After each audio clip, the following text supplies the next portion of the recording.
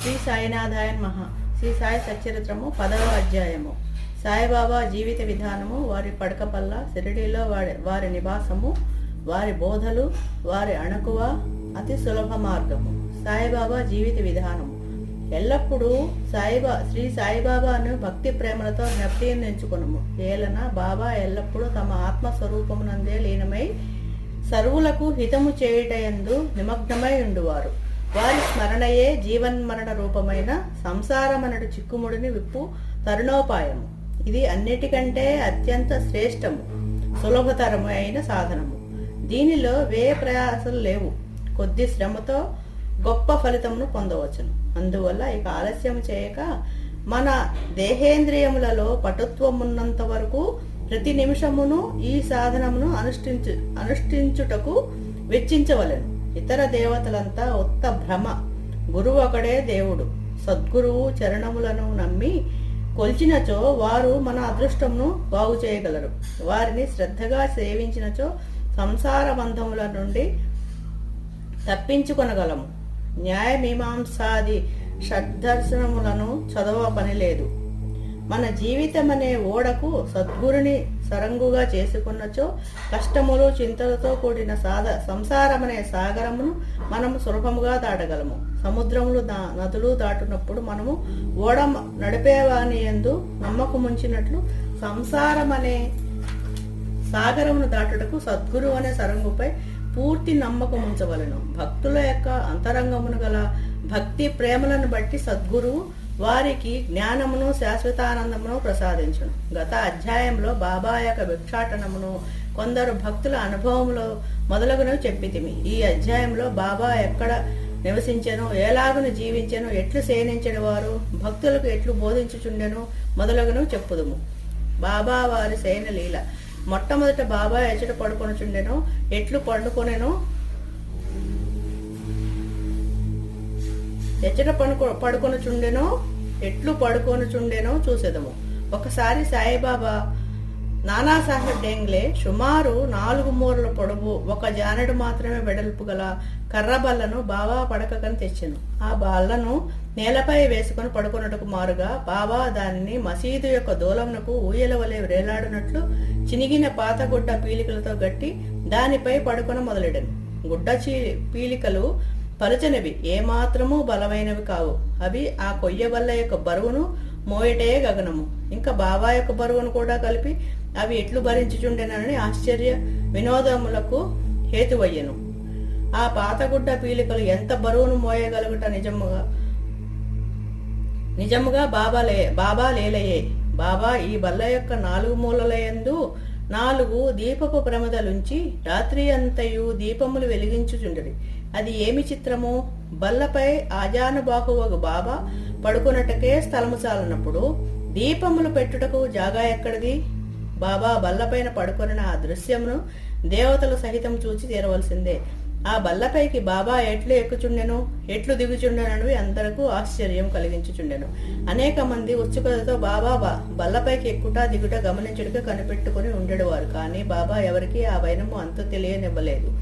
ఆ వింత చూచుటకు జనులు గుంపులు గుంపులుగా గుమ్ముగూర్చుండటి బాబా విసుగునంది ఒకనాడు ఆ బల్లను విరిచి పారవేసిరి. అష్టసిద్ధులు బాబా అధీనములు. బాబా వారిని అపేక్షించలేదు. వాని కొరకు ఏ అభ్యాసములను చేయలేదు. వారు పరిపూర్ణులు కనుక సహజముగానే అవి వారికి సిద్ధించెను. బ్రహ్మము యొక్క సగుణావతారము. సాయిబాబా 3.5 మూరల మానవ దేహంతో కనిపించినను సర్వ హృదయాంతరస్తులు. అంతరంగమున వారు పరమ నిరీహులు, నిస్పృహులైనప్పటికీ బాహ్యమునకు లోకహితము కోరువానిగా కనిపించువారు. అంతరంగమున వారు మమకార హితులైనప్పటికీ బాహ్య దృష్టికి మాత్రము తమ భక్తుల యోగక్షేమముల కొరకు ఎంతయో తాపత్రయపడుచున్న వారి వలె కనిపించేవారు. వారి అంతరంగము శాంతికి ఉనికి పట్టైనను బయటకు చంచల మనస్కుని వలె కనిపించుచుండెను. లోపల పరబ్రహ్మ స్థితి అందున్నప్పటికీ బయటకు దెయ్యము వలె నటించుచుండెను. లోపల అద్వైతి అయినను బయటకు ప్రపంచమునందు తగులుకొనిన వాని వలె కనిపించుచుండెను. ఒక్కొక్కప్పుడు అందరినీ ప్రేమతో చూచెడివారు. ఇంకొకప్పుడు వారిపై రాళ్లు విసురుచుండ్రి. ఒక్కొక్కప్పుడు వారిని తిట్టుచుండ్రి. ఇంకొకప్పుడు వారిని ప్రేమతో హక్కును చేర్చుకొని ఎంతో నెమ్మదితోనూ శాంతముతోనూ ఓరిమితోనూ సంశయంతోనూ వ్యవహరించెడివారు. బాబా ఎల్లప్పుడూ ఆత్మానుసంధానమందే మునిగి ఎండెడివారు. భక్తులపై కారుణ్యమును చూపుచుండెడివారు. వారు ఎల్లప్పుడూ ఒకే ఆసనమందు స్థిరముగా నుండెడివారు. వారెక్కడకు ప్రయాణములు చేసేవారు కారు. చిన్న చేతికర్రయే వారు సదా ధరించెడు దండము. చిత్తారహితులే ఎప్పుడూ శాంతముగా నుండెడివారు. సిరి సంపదలను గాని కీర్తి ప్రతిష్టలను గాని లక్ష్య పెట్టగా భిక్షాటనంచే నిరాడంబరులే జీవించెడివారు. అట్టి పావన జీవనులు వారు ఎల్లప్పుడూ బాబా అల్లా మాలిక్ అని అనడివారు. భక్తుల యందు విచ్ఛిన్నమైన పరిపూర్ణ ప్రేమానురాగాలను కలిగి ఉండేవారు. ఆత్మ జ్ఞానమునకు ఆయన గని, దివ్యానందమునకు వారు ఉనికి పట్టు. సాయిబాబా యొక్క దివ్య స్వరూపం అట్టిది. ఆద్యంతములు లేనట్టిది, అక్షయమైనట్టిది, భేదరహితమైనట్టిది, విశ్వమంతయు ఆవరించినట్టిది అయిన ఆ పరబ్రహ్మతత్వమే సాయిబాబాగా అవతరించినది. ఎంతో పుణ్యము చేసుకున్న అదృష్టవంతులు మాత్రమే ఆ నిధిని పొందగలిగారు, గ్రహించగలుగుచుండరి. సాయిబాబా యొక్క నిజతత్వమును గ్రహించలేక వారిని ఒక సామాన్య మానవునిగా నెంచిన వారు నిజముగా దురదృష్టవంతులు. షిరిడీలో బాబా నివాసం వారి జన్మ తేదీ, బాబా యొక్క తల్లిదండ్రుల గురించి గాని వారి సరి అయిన జన్మ తేదీ గాని ఎవరికీ తెలియదు. వారు షిరిడీలో ఉండిన కాలాన్ని బట్టి దానిని సుమారుగా నిశ్చయింపవచ్చును. బాబా 16 ఏళ్ల ప్రాయమున షిరిడీ వచ్చి 3 సంవత్సరములు అచట నుండి హఠాత్తుగా అచట నుండి అదృశ్యులే కొంతకాలం నైజాం రాజ్యంలోని ఔరంగాబాదుకు సమీపమున కనిపించేది. 20 సంవత్సరాల ప్రాయమున చాంద్ పాటిలు పెండ్లి గుంపుతో షిరిడీ చేరి అప్పటి నుండి 60 సంవత్సరం షిరిడీ వదలక అచటనే ఉండి 18 సంవత్సరంలో మహాసమాధి చెందింది. దీనిని బట్టి బాబా సుమారు 1838 సంవత్సరం ప్రాంతములను జన్మించి ఇందురని భావించవచ్చు.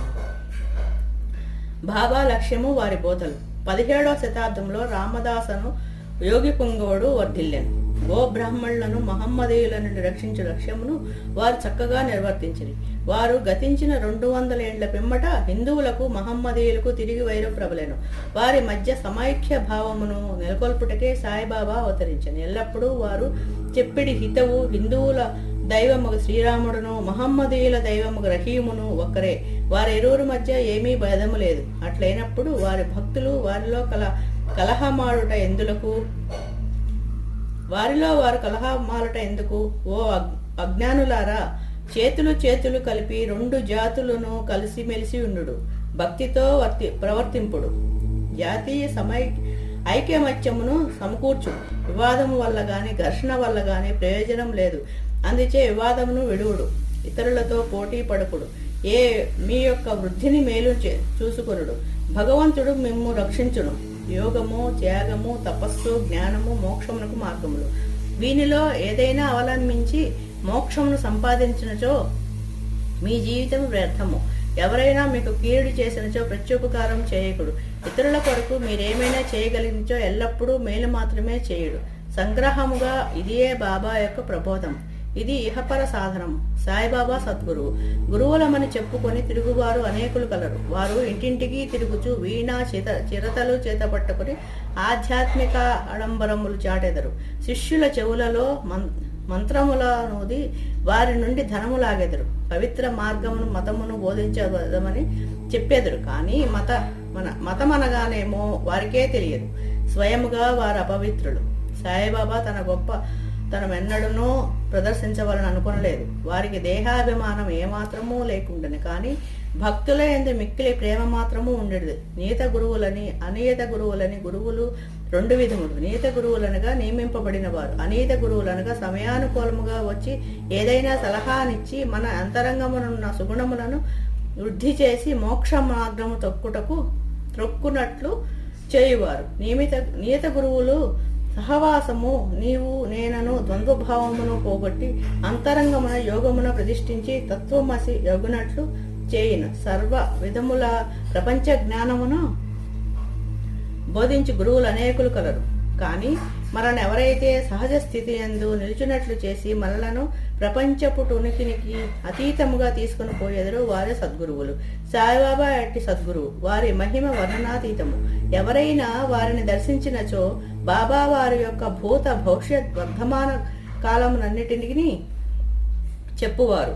ప్రతి జీవి యందు బాబా దైవత్వమును చూసేవారు. స్నేహితులు విరోధులు వారికి సమానులే. నిరభిమానము సమత్వము వారిలో మూర్తీభవించినవి.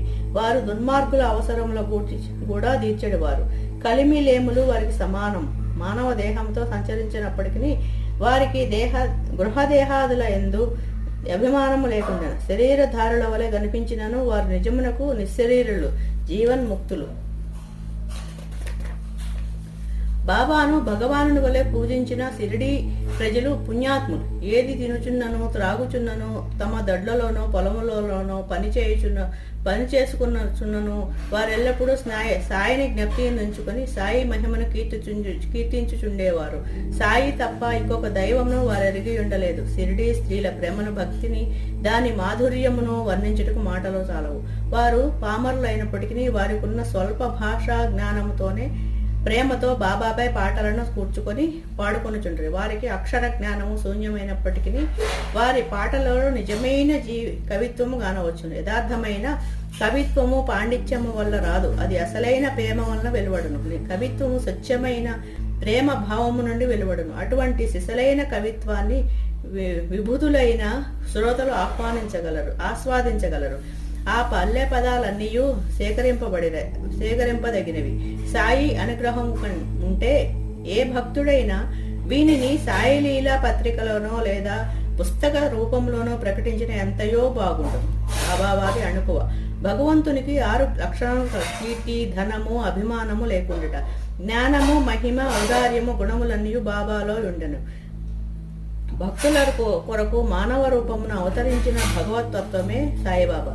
వారి కరుణ అనుగ్రహము అద్భుతములు. వారే కరుణతో భక్తులను తమ వద్దకు చేర్చుకొనకుండిన వారి మహత్యమును తెలుసుకొనగల శక్తి ఎవరికి గలదు?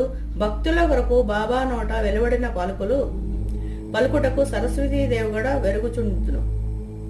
ఒక ఉదాహరణ: బాబా మిక్కిలి అణుకోతో నిట్లనడు వారు. బానిసనగు నేను మీకు రుణగ్రస్తుడను. మీ దర్శనంచే నేను తృప్తుడనైతిని.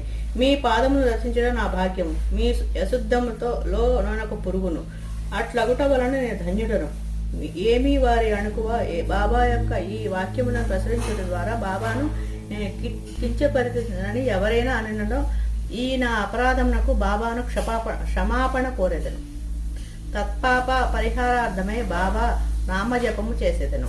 బాహ్య దృష్టికి బాబా ఇంద్రియ విషయములను అనుభవించే వాని వలె కనపట్టినను ఇంద్రియానుభూతులలో వారికి ఏమాత్రం అభిరుచి ఉండేది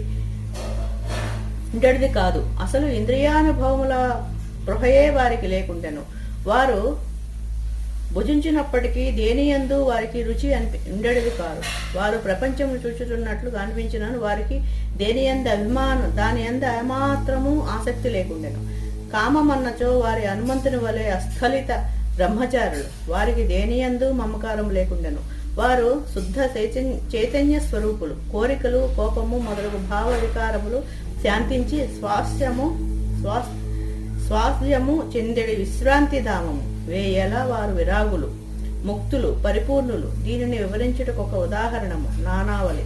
షిరిడీలో విచిత్ర పురుషుడు ఒకడుండెను. అతని పేరు నానావళి. అతడు బాబా విషయములను పనులను చక్కబెట్టుచుండేవారు. ఒకనాడు అతడు బాబా వద్దకు పోయి బాబాను వారి గద్దె నుండి లేవవలసినదని, దానిపై తాను కూర్చుండవలనని తనకు బుద్ధి పుట్టినదని అనెను. వెంటనే బాబా లేచి గద్దెను ఖాళీ చేశాను. నానావళి దానిపై కొంతసేపు కూర్చుండి లేచి బాబాను తిరిగి కూర్చునమనను. బాబా తన గద్దెపై కూర్చున్నాడు. నానావళి బాబా పాదములకు సాష్టాంగ నమస్కారం చేసి వెళ్లిపోయాను. తన గద్దె మీద నుంచి దిగిపోమ్మన దానిపై ఇంకొక కూర్చునను బాబా ఎట్టి అసంతుష్టి వెలిబుచ్చలేదు. బాబాను నానావళి ఎంతగా ప్రేమించేవాడనైనా అతడు బాబా మహాసమాధి చెందిన 13వ నాడు దేహత్యాగం చేశాను. మహాత్ముల కథాశ్రవణం వారి సాంగత్యమే అతి సులభ మార్గము. సాయిబాబా సామాన్యుని వలె నటించినప్పటికీ వారి చర్యలను బట్టి వారు అసాధారణ బుద్ధి కుశలతలు కలవారని తెలియవచ్చును. వారు చేయనదంతయు తన భక్తుల మేలు కొరకే. వారు ఆసనములు గాని, యోగాభ్యాసములు గాని, మంత్రోపదేశములు గాని తన భక్తులకు ఉపదేశించలేదు. తెలివితేటలను పక్కకు పెట్టి సాయి సాయి అనే నామమును మాత్రం జ్ఞప్తి ఎంచుకునమనేది. అట్లు చేసినచో వారు సర్వబంధముల నుండి విముక్తులే స్వాతంత్ర్యం పొందెదరని చెప్పిరి. పత్యాగ్నుల నడుమ కూర్చునుట, యాగములు చేయుట, మంత్రజపము చేయుట, అష్టాంగ యోగములు మొదలగు బ్రాహ్మణులకు వీలుపడను. తక్కిన వర్ణముల వారికి తమ ఉపయుక్తములు కావు. ఆలోచించుటే మనస్సు యొక్క పని. అది ఆలోచించకుండా ఒక్క నిమిషమైనా ఉండలేదు. దానికి ఏమైనా ఇంద్రియ విషయం జ్ఞప్తికి తెచ్చినచో దానినే చింతించుచుండును. గురువును జ్ఞప్తికి తెచ్చినచో గురువునే చింతించుచుండును. మీరు సాయిబాబా యొక్క గొప్పతనమును, వైభవమును శ్రద్ధగా వింటిరి. ఇదే వారిని జ్ఞప్తించుకున్నప్పుడు సహజమైన మార్గము. ఇదే వారి పూజయే, కీర్తనయు. మహాత్ముల కథలను వినట పైన చెప్పిన ఇతర సాధనముల వల్లే కష్టమైనది కాదు. ఇది మిక్కిలి సులభ సాధ్యమైనది. వారి కథలు సంసారమునందు గల భయములన్నిటినీ పారద్రోలి పారమార్థిక మార్గమునకు తీసుకొని పోవును. కావున మహాత్ముల చరిత్రలను శ్రవణము చేయుడు, వానినే మననం చేయుడు, వానిలోన సారాంశమును దీర్ణించుకునుడు. ఇంత మాత్రం చేసినచో బ్రాహ్మణులే కాక స్త్రీ శూద్రాది అన్ని వర్ణముల వారు కూడా పవిత్రులగుదురు. ప్రాపంచిక బాధ్యతలందు తగులుకొని విన్నను మీ మనస్సును సాయిబాబా కర్పింపుడు. వారి కథలు వినుడు, వారు తప్పక మనలను అనుగ్రహించగలరు. ఇది మిక్కిలి సులభోపాయం అయినచో మరి దీని ఎందుకు అందరూ అవలంబించుకున్నారు అని అడగవచ్చు. కారణమేమన్నా భగవంతుని కృపా కటాక్షం లేని ఎడల మహాత్ముల చరిత్రలను వినుటక కూడా మనస్సు అంగీకరించదు. భగవంతుని చేతినే సర్వము నిరాటంకము సుగమము అగును. మహాత్ముని కథలు వినట అనగా వారి సాంగత్యము చేయుటే. మహాత్ముల సాంగత్యముచే కలుగు ప్రాముఖ్యము చాలా గొప్పది. ఇది మన అహంకారమును, దేహాభిమానమును నశింపజేయును. చావు పుట్టకలనే బంధములను కూడా నశింపజేయును. హృదయ గ్రంథులను తెగగొట్టును. తుదకు శుద్ధ చైతన్య రూపుడగను భగవంతుని సాన్నిధ్యమునకు తీసుకుని పోవును. విషయ వ్యామోహముల యందు మనకు గల అభిమానము తగ్గించి ప్రాపంచిక కష్టసుఖములందు విరక్తి కలుగజేసి పారమార్థిక మార్గమున నడుపును. మీకు భగవన్నామ స్మరణము, పూజ, భక్తి వంటి ఇతర సాధనములు ఏవియూ లేకపోయినను కేవలం హృదయపూర్వకముగా మహాత్ములను ఆశ్రయించో చాలును. వారు మనలను భవసాగరముల నుండి తరింపజేయుదురు. మహాత్ములు అందుకొరకే అవతరించెదరు. ప్రపంచ పాపములు కలుగజేయనట్టి గంగా, గోదావరి, కృష్ణ, కావేరి మున్నగు పవిత్ర నదులు కూడా మహాత్ములు వచ్చి తమ నీటితో స్నానము చేసి తమను పావనం చేయవలనని వాంఛించుచుండును. మహాత్ముల మహిమ అట్టిది. మన పూర్వజన్మ సుకృతముచే మనకు సాయిబాబా పాదములను ఆశ్రయించు భాగ్యము లభించినది. మసీదు గోడ కానుకొని ఊది మహాప్రసాదము తమ భక్తుల యోగక్షేమములకై పంచిపెట్టు సుందర స్వరూపుడును, ఈ ప్రపంచము యొక్క అభావమును చింతించువారుడును, సదా పూర్ణానందములో మునిగి ఉండేవాడును.